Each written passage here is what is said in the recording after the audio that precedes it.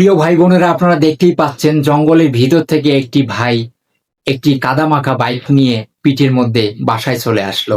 এই ভাইটির সঙ্গে কেন এরকম হলো, কিভাবে কাদা লাগলো, সবকিছু বিস্তারিত আমি আপনাদের সঙ্গে শেয়ার করব। ফার্স্ট টাইম ভিডিওটা দেখতেছেন, ফুল ভিডিওটা কন্টিনিউ করুন, কেউ স্কিপ করবেন না, ধাক্কাধাক্কি করবেন না। ধাক্কাধাক্কি করলে কখনো সফলতা পাবেন না। আপনি আমার ভিডিওটা ফুল কন্টিনিউ করবেন, আমি আপনার ভিডিওটা ফুল কন্টিনিউ করব, তবেই না আমাদের সফলতা পেয়ে যাব, তাই না ভাই বোনেরা? তাই বলবো শেষ অবধি ভিডিওটা কন্টিনিউ করবেন। দেখুন, এই ভাইটি পাহাড় অঞ্চলের রাস্তা দিয়ে বাইকটা নিয়ে আসতেছিল। হঠাৎ করে প্রচন্ড পরিমাণ বৃষ্টি হওয়ার কারণে পাহাড়ের রাস্তাগুলো খুবই পিছল হয়ে যায় এবং মাটিগুলো লাল হয়ে যায়। তারপরেও ভাই অনেক চেষ্টা করেছে এই বাইকটি চালিয়ে বাসায় আসার জন্য, তারপরেও পারেনি। কাদা দিয়ে পুরো বাইক অবস্থা খারাপ হয়ে গেছে, ভাইয়ের পুরো শরীর কাদা দিয়ে মেখে গেছে।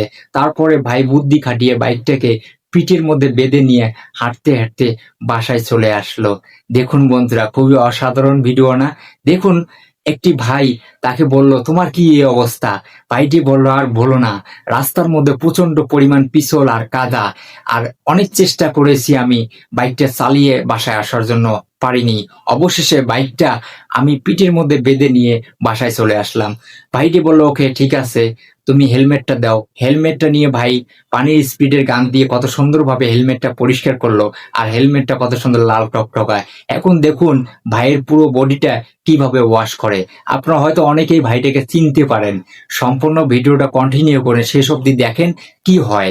প্রিয় ভাই বোনেরা, ভিডিও ধাক্কাধাক্কি করলে সফলতা আসবে না। আপনি আমার ভিডিও কন্টিনিউ করবেন ফুল, আমি আপনার ভিডিও কন্টিনিউ করব ফুল।